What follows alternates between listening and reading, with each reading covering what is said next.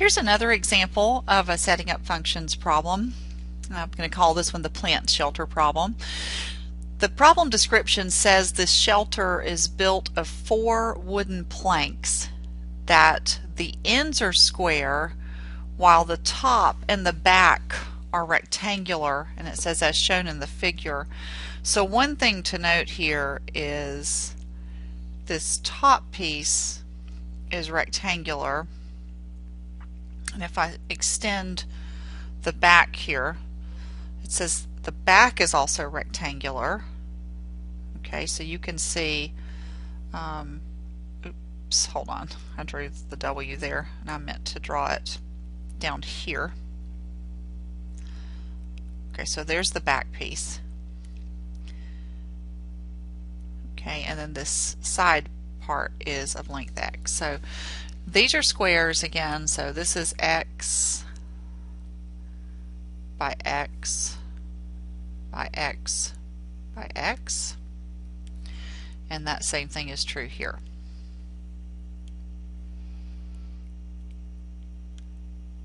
Okay, so hopefully everybody can see that the differences in the dimensions. It says the total surface area is to be 110 square feet, and what you want to express, again remember our key word here, is the volume of the region enclosed by the shelter as a function of X. So first off, just what's the volume of this figure?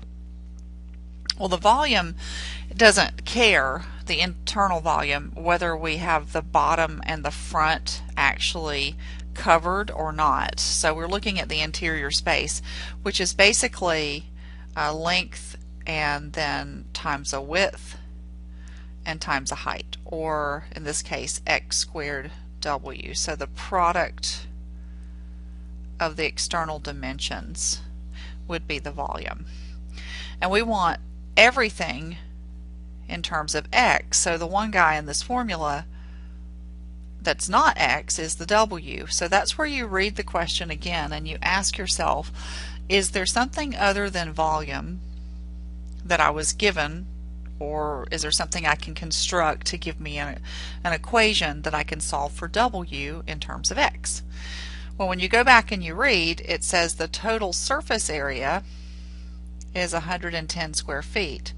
So 110 square feet would be the sum of the areas of the surfaces. So let's do this. Okay, so if I do left side, right side, both of those are squares. Their surface area is basically X squared, and there's 2 of them. Okay. Plus we have the back side and the top side. Each of those has dimensions X, W, but there are 2 of those. Okay. We don't have a front and we don't have a bottom. So those 2 surfaces are missing and are not needed in this equation. So what we pay attention to here is that we want to replace the W.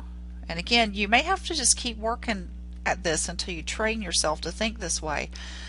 You need to solve for the guy that you wish to replace.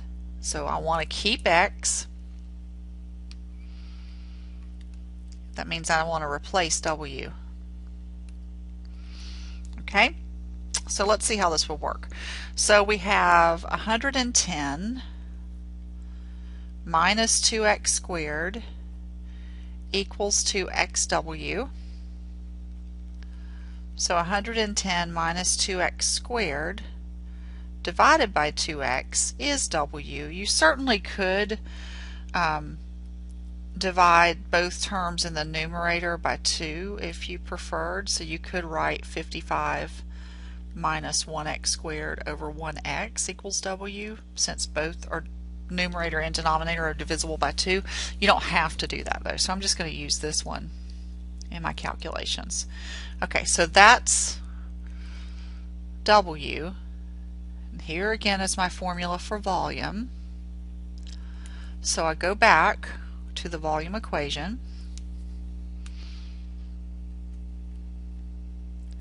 and note that the calculation is x squared